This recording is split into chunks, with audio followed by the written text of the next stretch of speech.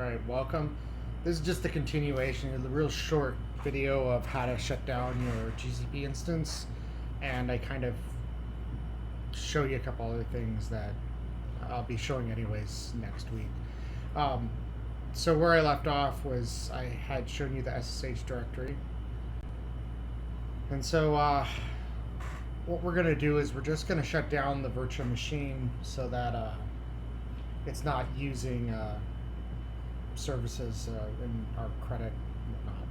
Before I do that, our file system. So if we think of our hard drive on our computer, so on Windows, my computer on Mac, Macintosh HD, whatever it is, that's our hard drive, and inside of it we have a file system, and it lays out the structure of our directories and our files.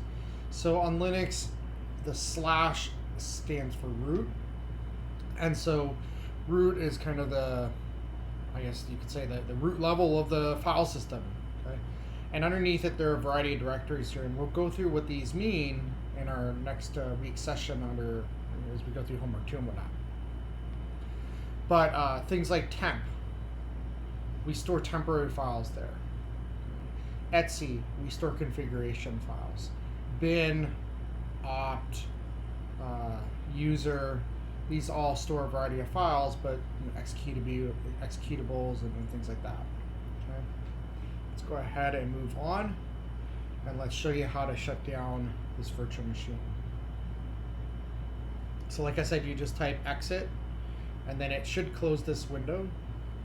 There we go, did it.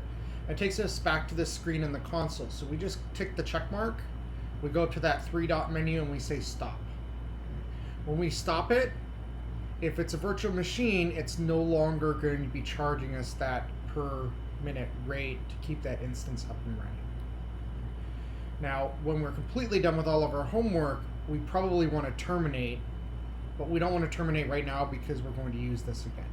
If you forget and you accidentally terminate, it's not the end of the world. You're just going to have to go back through homework 1 to set this all back up again. Okay? So it's not the end of the world. You should be good to go. Set it up again. And then once it's done, you'll see that it's no longer green once it finishes up shutting it down. And it's shut down now. Okay? And you notice when you did that, your external IP went away. So that's it.